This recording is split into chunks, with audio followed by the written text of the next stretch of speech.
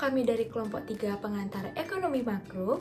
Di sini kami akan membahas mengenai tabungan, investasi, sistem keuangan, dan perangkat dasar dalam keuangan. Nah, sebelum itu, izinkan kami memperkenalkan diri terlebih dahulu. Dari saya, perkenalkan nama saya Niketut Radika Maharani Dewi dengan NIM 21075111295, nomor absen 47. Nama saya Wayanda Maharani Ardiana, nomor absen 12, NIM 21075111252, akan menjelaskan materi slide 11 sampai dengan slide 13. Om Swastiastu, perkenalkan saya Kaneka Dharma Putra dengan NIM 210751125 dengan absen 13. Perkenalkan, nama saya Putri Intarvina Karunia Wisnuadi dengan NIM 21075111256 dengan absen 16. Di sini saya akan membahas slide dari 8 hingga 10. Perkenalkan, nama saya Eka dan Afizan Jaya, nomor absen 17, nomor NIM 107511257. Di sini saya akan menjelaskan materi slide 5 sampai dengan slide 7. Om Swastiastu, perkenalkan nama saya Rizky Satria, NIM 210751125.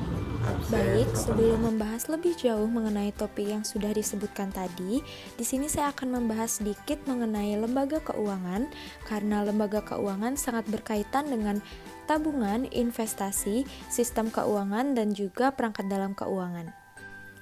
Lembaga keuangan merupakan suatu institusi atau badan usaha yang bergerak di bidang jasa keuangan yang menghimpun aset dalam bentuk dana dari masyarakat, lalu menyalurkan dana tersebut untuk pendanaan kegiatan ekonomi dan proyek pembangunan dengan mendapatkan keuntungan dalam bentuk bunga dengan persentase tertentu dari dana yang disalurkan tersebut. Adapun bentuk-bentuk lembaga keuangan terdiri dari lembaga keuangan bank dan lembaga keuangan non-bank. Adapun bentuk-bentuk lembaga keuangan terdiri dari lembaga keuangan bank dan lembaga keuangan non-bank. Lembaga keuangan bank merupakan suatu lembaga intermediasi keuangan yang umumnya didirikan dengan kewenangan untuk menerima simpanan uang, meminjamkan uang, dan menerbitkan promes atau dikenal sebagai banknot. Sedangkan lembaga keuangan non-bank merupakan lembaga keuangan yang memberikan berbagai jasa keuangan dan menarik dana dari masyarakat secara tidak langsung atau disebut dengan non-depository. Beberapa jenis lembaga keuangan non-bank diantaranya adalah perusahaan asuransi, perusahaan leasing, perusahaan dana pensiun, reksadana, bursa efek, pegadaian, perusahaan modal ventura, dan lain-lain. Adapun manfaat dan fungsi lembaga keuangan adalah sebagai berikut. Yang pertama, manfaat lembaga keuangan yaitu manfaat likuiditas, pengalihan aset, relokasi pendapatan, kemudahan transaksi, wadah untuk melakukan relokasi pendapatan. Dan fungsi lembaga keuangan yang pertama, menghimpun dana masyarakat dengan cara mengeluarkan dokumen berharga, menyalurkan kembali dana yang sudah terhimpun, memberikan bantuan modal usaha kepada masyarakat, memberikan pinjaman kepada nasabah namun dengan jaminan, koperasi memberikan jasa simpan pinjam kepada anggotanya dengan bunga yang relatif rendah.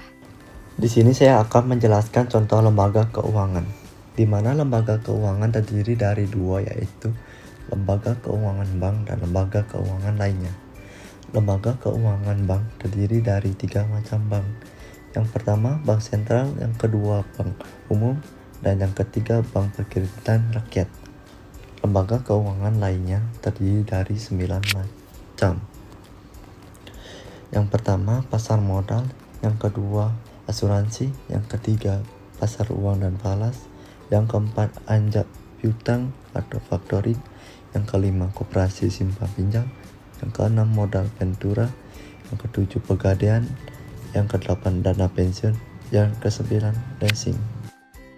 Tujuan tabungan lebih mengarah ke jangka pendek dan juga biasanya digunakan untuk persiapan dana darurat, persiapan dana liburan, dana pendidikan, dan lain sebagainya. Serta tujuan investasi sendiri lebih mengarah ke jangka panjang, yang mana investasi ini mengembangkan uang atau aset lain agar memberikan keuntungan di masa mendatang untuk mencapai tujuan tertentu. Risiko penggunaan tabungan dan investasi. Menurut tingkat risikonya, antara tabungan dan juga investasi memiliki tingkat risiko yang berbeda, di mana tabungan memiliki risiko yang lebih aman dikarenakan uang yang kita simpan aman di dalam rekening bank, namun berisiko karena uang tunai dijamin akan kehilangan nilai seiring berjalannya waktu. Lalu, investasi sendiri memiliki risiko yang lebih tinggi dikarenakan tingkat potensi kerugian yang timbul karena perolehan hasil investasi tidak sesuai dengan harapan atau target profit, serta memerlukan waktu saat ingin mencairkan dana. Dilihat dari profit yang didapat, bahwa tabungan dan investasi memiliki keuntungannya berbeda. Tabungan sendiri cenderung mendapatkan keuntungan yang lebih kecil serta bunga yang lebih kecil di mana per bulannya hanya mencapai 1 hingga 1,5% saja. Sedangkan investasi memiliki tingkat keuntungan yang berbeda-beda, di mana bisa mencapai 10% per bulan bahkan lebih. Likuiditas. Untuk tabungan, kemudahan dalam mengakses dana bisa mengambil kapan saja dan tidak dapat dilakukan bila kondisi berinvestasi. Sedangkan dalam investasi, tingkat likuiditas yang lebih sulit sehingga membutuhkan waktu yang lama untuk mendapat keuntungan. Proteksi terhadap inflasi. Ketika terjadi inflasi, nilai mata uang bakal mengalami fluktuasi. Tabungan sendiri, proteksi tabungan terhadap nilai uang yang kamu miliki cukup minimal. Sedangkan untuk investasi, yaitu proteksi lebih baik terhadap dana ketika inflasi dan dapat memilih beragam jenis aset yang menawarkan tingkat pengembalian dana paling tinggi. Tabungan nasional atau national saving memiliki dua jenis, yaitu tabungan swasta atau private saving dan juga tabungan publik atau public saving. Tabungan nasional atau national saving sendiri adalah pendapatan total dari perekonomian yang tersisa setelah dikurangi semua konsumsi dan pembelanjaan pemerintah. Tabungan swasta atau private saving adalah jumlah pendapatan rumah tangga yang tersisa setelah membayar pajak dan konsumsi.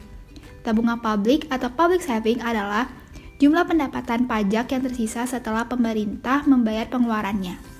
Apa itu pasar dana pinjaman? Pasar dana pinjaman adalah pasar di mana interaksi permintaan dan penawaran dana pinjaman terjadi di dalam sebuah perekonomian. Istilah ini mungkin akan sering Anda temukan di buku-buku makroekonomi. Dalam sebuah grafik, equilibrium terjadi di titik perpotongan antara kurva permintaan dan kurva penawaran. Di titik ini, suku bunga equilibrium dalam perekonomian terbentuk. Adapun dua faktor yang menyebabkan kurva permintaan dana pinjaman bergeser adalah yang pertama perubahan peluang yang dirasakan oleh bisnis dan perubahan dalam pengeluaran pemerintah. Selanjutnya, dua faktor yang menyebabkan pergeseran kurva penawaran adalah yang pertama perubahan perilaku tabungan oleh sektor swasta dan perubahan aliran modal masuk. Dan ada dua kondisi equilibrium, yaitu yang pertama ekses penawaran dan ekses permintaan. Ekses penawaran dana pinjaman atau loanable funds offer. Jika suku bunga pasar lebih tinggi dari suku bunga equilibrium, pasar menghadapi kelebihan pasokan dana pinjaman. Sebagai hasilnya, suku bunga memiliki kecenderungan untuk turun. Karena suku bunga lebih tinggi, biaya pinjaman lebih mahal. Ini menyebabkan permintaan dana pinjaman menurun. Hasilnya, suku bunga akan terdorong untuk turun. Ekses permintaan dana pinjaman atau loanable funds demand. Jika suku bunga pasar lebih rendah daripada suku bunga equilibrium, pasar menghadapi ekses permintaan. Permintaan dana pinjaman lebih tinggi daripada penawarannya. Suku bunga yang rendah membuat pemasok dana enggan untuk menabung. Di sisi lain, suku bunga rendah cenderung menarik banyak peminjam. Hal ini karena biaya pinjaman menjadi lebih murah. Situasi ini memberi intensif peminjam untuk meminta lebih banyak dana. Ekses permintaan pada akhirnya akan mendorong suku bunga naik menuju equilibrium yang baru. Jadi, sekian pemaparan dari kami mengenai tabungan, investasi, sistem keuangan, dan perangkat dasar dalam keuangan. Akhir kata, kami ucapkan terima kasih.